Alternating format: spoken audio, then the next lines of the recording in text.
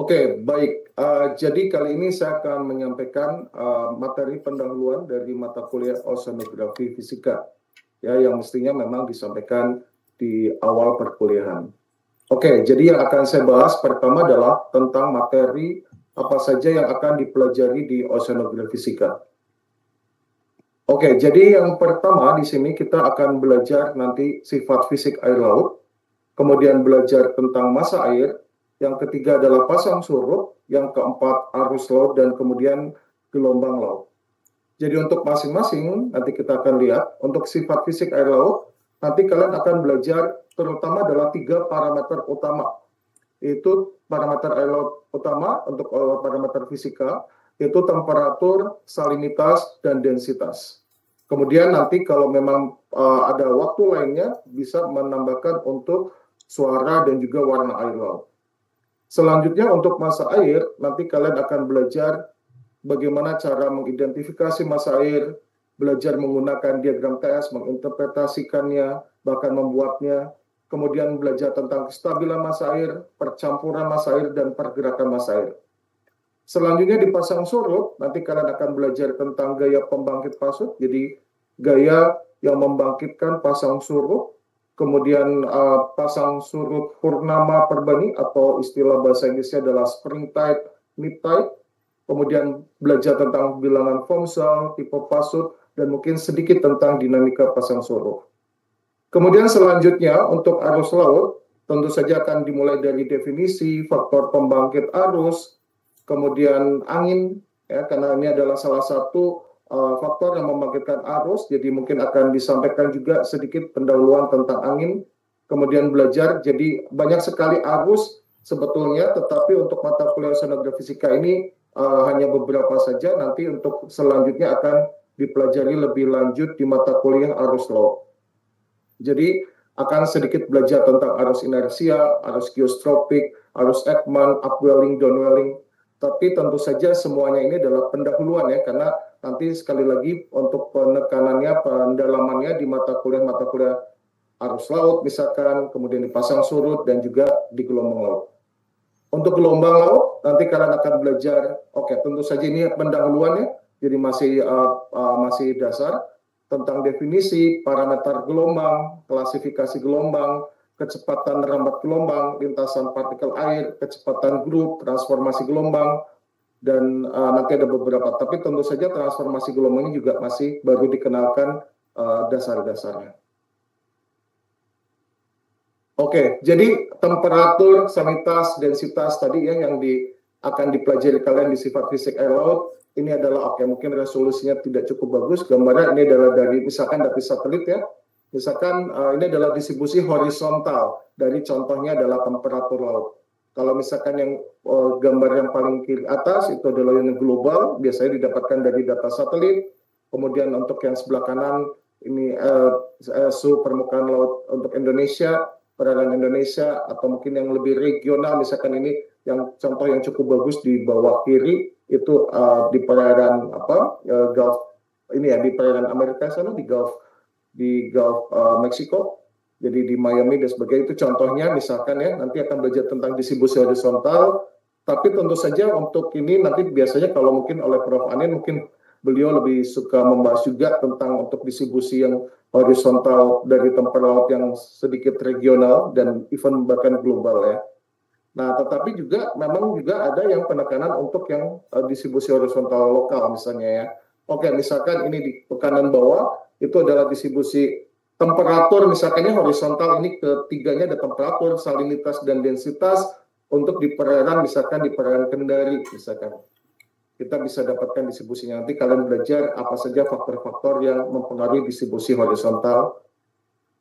Selanjutnya selain distribusi horizontal, kalian juga tentu saja akan belajar tentang distribusi vertikal. Ini misalkan di perairan Selat Makassar, oke, ini adalah dia mengambil section, satu section di sini, ini adalah distribusi vertikalnya dalam satu section ya. Misalkan yang di atas kiri atas itu adalah salinitas, kemudian temperatur, bisa parameter yang lainnya juga. Kemudian atau misalkan ini untuk yang contoh lain yang untuk perairan Kendari, misalkan kalian bisa mengambil section, kemudian distribusi vertikal dari masing-masing parameter temperatur, salinitas, dan densitas. Selain itu juga kalian akan belajar juga ya tentang profil temperatur, salinitas, ataupun densitas terhadap kedalaman. Jadi dalam satu misalkan di sini kita dapatkan ya, untuk yang paling kiri ini di Selat Sunda misalkan ya, yang paling kiri itu adalah profil temperatur terhadap kedalaman.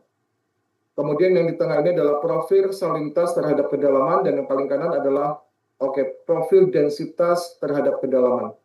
Jadi kalau misalkan di sini ini yang horizontal, ini adalah masing-masing parameternya, ini temperaturnya, salinitas, ini densitas itu sigma T di sini ya, ini densitas. Kemudian yang ordinatnya ini adalah kedalaman.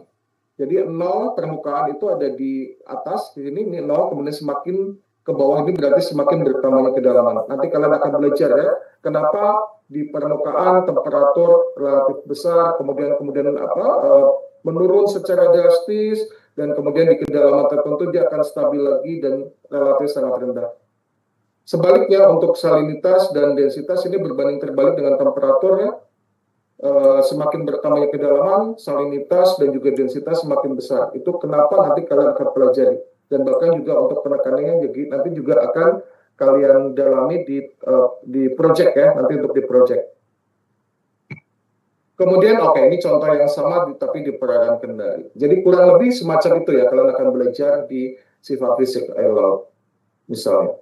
Nah, kemudian ini adalah untuk distribusi, ini dari satelit juga untuk yang sea surface temperature, sea surface salinity, dan sea surface density.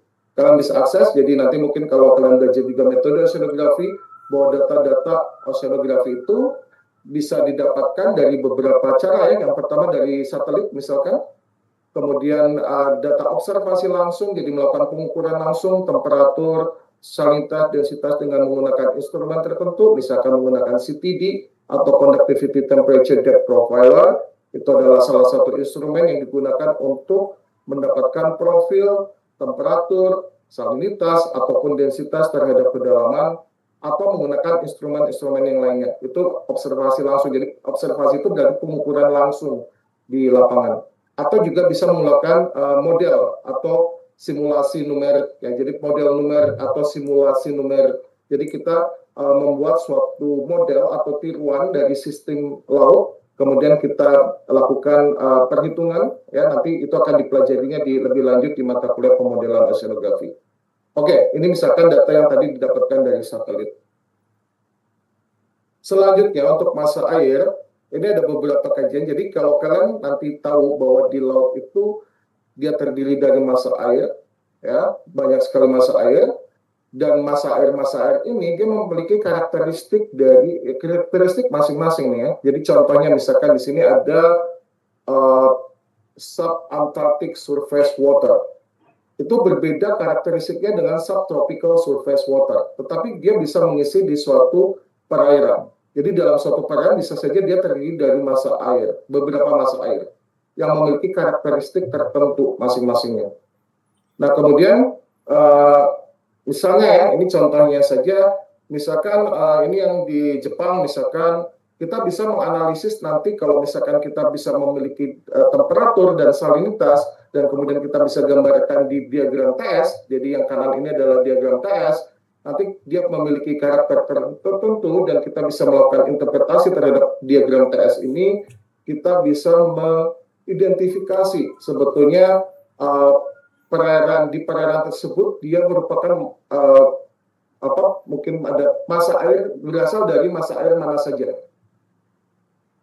Oke, ini contoh lain dari diagram TS ya. Ini kita nanti kalian di project kalian juga akan mengerjakan bagaimana cara membuat TS diagram dan kemudian menginterpretasi, menganalisis dan sebagainya.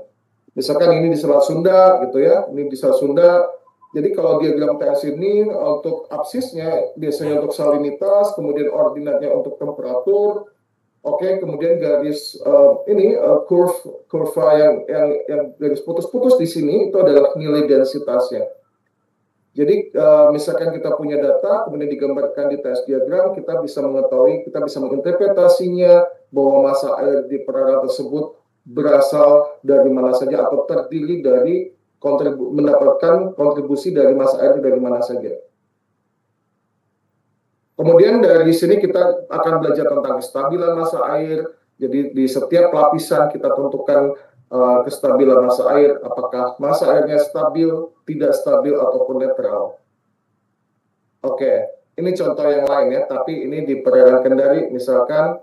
Jadi misalkan ada karakteristik massa air untuk Bengal Bay Water atau misalkan di sini misalkan dia punya karakteristik tersendiri nih. Misalkan 25 sampai 29 derajat Celcius. Kemudian untuk salinitasnya 28 sampai 35 per mil. Jadi atau ppt. Jadi masing-masing nanti kita lihat nih di perairan Kendari itu adalah dari distribusi temperatur salinitasnya itu yang menunjukkan bahwa itu adalah massa air dengan karakteristik dari Bengal Bay Water dan seterusnya ya. Oke, untuk pendalamannya tentu saja nanti di kuliah ataupun di proyek. Oke, pasang surut. Ya, selanjutnya pasang surut. Jadi ya, ini belajar tentang gaya pembangkit pasut, bagaimana pasang surut itu dibangkitkan, ada gaya gravitasi, kemudian ada gaya sentrifugal, sampai akhirnya nanti ada tidal gauge, dan sebagainya. Ya, nanti ada yang menyebabkan satu area yang di sini ini ada mengalami pasang, di sini mengalami pasang, kemudian sebaliknya di daerah sini dia mengalami surut. Oke, kemudian ada spring tide, neap tide. Jadi posisi dari bumi, bulan, matahari dia akan mempengaruhi pasang surutnya. Nanti akan belajar ya lebih lanjut. Ini hanya pendahuluan, saya hanya tunjukkan saja, kenalkan saja. Selanjutnya ini contohnya ini adalah time series data dari hasil pengukuran pasang surut misalkan ya. Misalkan kita akan dapatkan semacam ini. Jadi dia akan memiliki range atau perbedaan muka air pasang dan muka air surut yang berbeda tergantung dari posisi atau kedudukan dari bumi, bulan, mataharinya. Nanti kita ingin tahu jadi bedanya antara spring tide dan neap tide. Nanti bisa kelihatan di time series data pasang surutnya. Kemudian arus laut. Ini gambarnya kurang bagus ya resolusinya, tetapi ini secara sini sirkulasi global ya, mungkin akan diberikan terlebih dahulu nanti oleh Bu Elis misalkan untuk sirkulasi global atau tidak, mungkin akan lebih disampaikan di mata kuliah arus laut ya nanti ketika kalian mengambilnya di semester yang akan datang. Nah di sini ini misalkan ya sirkulasi global. Nah yang saya sampaikan bahwa tidak semua jenis dari arus laut akan dipelajari di oceanografi fisika, di mata kuliah oceanografi fisika. Ada banyak sekali, tetapi di sini nanti kalian akan belajar tentang arus inersia, arus geostropik, dan arus Ekman. Ya sebetulnya masih banyak arus lainnya, misalkan arus menyusur pantai atau longshore current, ada wave current, kemudian ada arus densitas, arus pasang surut, tetapi spesifikasinya tidak dibahas di mata kuliah oceanografi fisika ya, tapi nanti lebih lanjut di mata kuliah arus laut. Arus geostropik, nanti kalian akan belajar tentang arus geostropik, bagaimana mekanismenya ya. Kemudian contohnya yang di paling kanan ini adalah mean absolute surface geostrophic current, bisa dari hasil pengukuran ataupun biasanya ini data. Jadi hasil perhitungan ya, untuk ini misalkan contohnya di gambar kanan ini, gambar kanan atas ini adalah hasil perhitungan arus geostropik dari data sea level anomaly atau sea surface height. Dari tinggi muka air nanti bisa dihitung kecepatan arus geostropik dan berikut pula mungkin arahnya ya. Atau bisa saja kita modelkan ya, tetapi nanti itu membahas pemodelannya lebih lanjut lagi nanti. Kemudian jadi apakah arus, kalau kita misalkan di sini ada berhembus angin, misalkan ke arah tertentu, misalkan ini ke arah utara, apakah kemudian suatu arusnya itu bergerak dalam arah yang sama dengan angin? Ternyata tidak ya, ternyata tidak. Misalkan ini ada dulu ada suatu ilmuwan terdahulu, jadi dia mengamati dari iceberg, bongkahan es. Ternyata ketika anginnya ke utara, icebergnya itu tidak bergerak ke arah utara juga, tetapi dia dibelokkan 45 derajat ke arah kanan ya di permukaan. Nah ternyata Ini di permukaan, tetapi kemudian dia akan dibelokkan terus nih ya, sampai untuk di kedalaman-kedalaman lainnya, sampai akhirnya dia membuat suatu yang disebut kita spiral Ekman. Ya, dia akan membentuk semacam ini, spiral Ekman. Nah, ini spiral Ekman ini, kalau misalkan kita netkan, kita hitung kemudian kita jumlahkan dan rata-ratakan, dia akan punya net transport. Net transportnya kalau di bumi, di belahan bumi utara, Northern Hemisphere, dia akan dibelokkan ke kanan. Jadi dari arah anginnya misalkan utara, dia dibelokkan ke arah kanan, berarti ke arah timur. Tetapi sebaliknya, kalau di BPS, dia akan dibelokkan ke kiri, di bumi belahan selatan. Oke ya, nanti tentu saja akan dipelajari lebih lanjut. Nah, net transport atau Ekman transport, ini disebut sebagai Ekman transport. Ekman transport itu berkaitan dengan upwelling dan downwelling. Ya, oke, saya nggak akan membahas di sini upwelling dan downwelling itu mekanisme seperti apa, nanti akan dipelajari lebih lanjut di mata kuliah ini. Ya, untuk yang ketika kalian membahas tentang arus laut. Oke, selanjutnya gelombang laut ya, gelombang laut. Oke, nanti kita akan belajar tentang definisi parameter gelombang. Parameter ini misalkan di parameter gelombang itu ada yang di kiri bawah ya, gambar kiri bawah itu adalah parameter gelombang. Kemudian gelombang ketika merambat dari perairan dalam ke perairan dangkal, dari laut lepas ke pantai, dia akan mengalami transformasi atau perubahan bentuk. Ada yang belajar tentang nanti shoaling, refraksi, difraksi dan seterusnya. Nanti kita akan belajar lebih lanjut. Ya. Jadi itu kurang lebih adalah materi yang akan disampaikan di mata kuliah ini. Ya.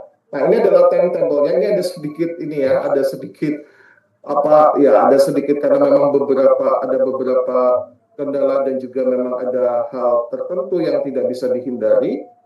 Jadi ini ada 14 pertemuan kontrak kuliah pertama ini disampaikan melalui video ini.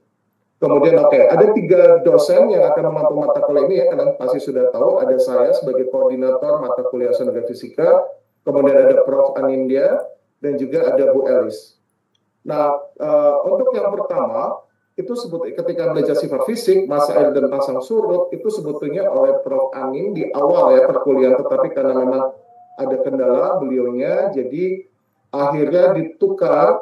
Jadi untuk mata kuliah yang selanjutnya arus laut ini disampaikan terlebih dahulu. Jadi ini kalau kalian lihat ya, ini nanti ada 4 pertemuan dari Bu Elis yang akan membahas tentang arus laut ya. Tapi ini kita ada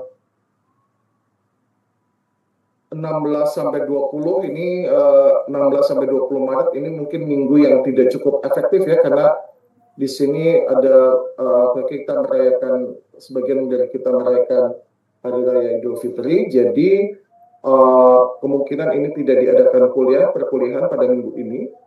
Jadi ada 3 pertemuan sebelum yang minggu ini, dan setelah itu masih ada 1 pertemuan lagi dari Bu Elis. Setelah itu ada di April 30 Maret sampai 3 April ini Prof. Anin akan masuk. Kemudian baru 1 pertemuan, tetapi kita sudah masuk ke minggu UTS. Jadi kemungkinan yang masuk materi UTS adalah materinya Bu Elis tentang arus laut. Kemudian dilanjutkan oleh Prof. Anin, ada 3 pertemuan selanjutnya sampai 1 Mei, minggu yang 1 Mei ini. Kemudian selanjutnya di bulan Mei, 4 minggu ini oleh saya, ya, belajar tentang gelombang laut. Kemudian ada minggu terakhir ini di tanggal 1 sampai 5 yang Juni, itu akan diadakan presentasi dari hasil proyek kalian.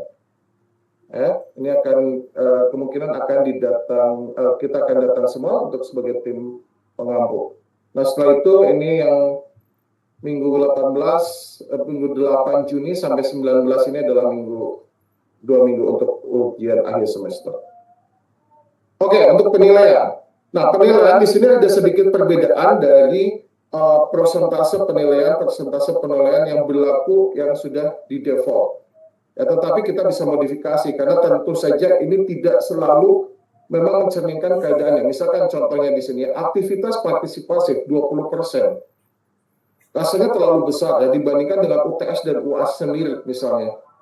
Karena proporsinya bebannya kan lebih berat UTS dan UAS dibandingkan aktivitas partisipasi. Kuliah saya tentu saja kalian harus aktif. Jadi secara otomatis itu apa ya, dia akan termasuk ke dalam perkuliahan itu sendiri. Aktivitas perkuliahan memang harus aktif dan kalian harus berpartisipasi, ya. Jadi untuk aktivitas partisipasi nanti saya akan lakukan modifikasi untuk persentase penilaian. Jadi semacam ini, bahwa hasil proyek, kayak hasil proyek ini di sini 30%, tetapi kita 25%, tetapi sebetulnya adalah aktivitas partisipasif yang 5%, saya akan bikin 5%, itu adalah nilai proyek. Jadi sebetulnya nilai proyek tetap 30%. Nanti kalau misalkan kalian muncul di nilai SSO nanti kalian, hasil proyeknya hanya memang tertulis 25%, kemudian aktivitas partisipasif 5%, tetapi sebetulnya nilai 5% dari aktivitas partisipasi ini sebetulnya adalah nilai proyek juga. Jadi sebetulnya proyek 30%. Kemudian tugasnya hanya 5%, kuis 5%, UTS kemungkinan adalah ujiannya Bu Elis, ini 20%. Kemudian UAS karena ada dari materi dari dua dosen, ada Prof. Anin dan saya, maka masing-masing juga 20%, totalnya UAS adalah 40%. Jadi kalau kita hitung 30%, yang terdiri dari proyek 25% dan aktivitas partisipasi 5%, ditambah dengan 5% tugas, tambah 5% kuis, jadi 40% totalnya, ditambah dengan 20% UTS, 60%, ditambah 40% dari ujian akhir semester, jadi total semua ada 100%. Ada hal yang saya ingin sampaikan juga, ya. Jangan pernah melakukan kecurangan. Ya, ini terindikasi di mata kuliah mekanika fluida kemarin. Jadi saya langsung nolkan nilainya. Dari saya nilai-nilainya untuk mekanika fluida sangat jelek-jelek sekali. Ya, tapi mungkin saya nggak tahu. Mungkin oleh Pak Aris akhirnya nilainya bagaimana saya nggak tahu. Tetapi sebetulnya nilai kalian sangat jelek-jelek sekali, yang mengindikasikan bahwa belajar kalian belum benar. Ya, jangan pernah melakukan kecurangan. Saya tahu bahwa sebagian dari kalian ada yang melakukan kecurangan, kerjasama, melihat pekerjaan teman di saat ujian. Itu jangan pernah kalian lakukan sendiri. Kalau kalian melakukan lagi, maka saya akan blacklist kalian. Apa artinya di blacklist? Artinya kalian tidak akan saya percaya lagi sepanjang kalian di sini. Jadi hati-hati ya. Jangan pernah melakukan kecurangan, melakukan pencontekan, kerjasama, ya. Karena kalau kerjasama, jadi nilainya kemarin dinolkan ya. Jadi kalau misalkan A, dia memberikan jawaban kepada B, bukan hanya B saja yang nilainya jadi 0, tapi A juga akan nilainya 0. Dan sekarang ini adalah saya sebagai koordinator ya, saya tidak akan pernah melakukan katrol nilai. Jadi saya akan memberikan penilaian apa adanya. Jadi kalau kalian nilainya 5, skala 100, saya akan berikan 5. Kalau kalian nilai 0, ya memang nilainya 0, saya tidak akan pernah menaikkan nilai. Jadi ingat, apa supaya kalian bisa berhasil? Apa? Belajar. Jangan pernah lupa untuk belajar. Belajar lebih keras lagi. Kalau kemarin hasilnya, kemarin aja nilainya mungkin kalian sudah bagus-bagus, tapi mungkin itu tidak mencerminkan yang sebenarnya. Oke? Jadi belajar lebih baik lagi dibandingkan semester kemarin untuk mendapatkan hasil yang jauh lebih baik. Oke, terima kasih. Sampai di sini perkuliahan kita untuk yang bab ini. Saya akan berhentikan sampai di sini. Terima kasih.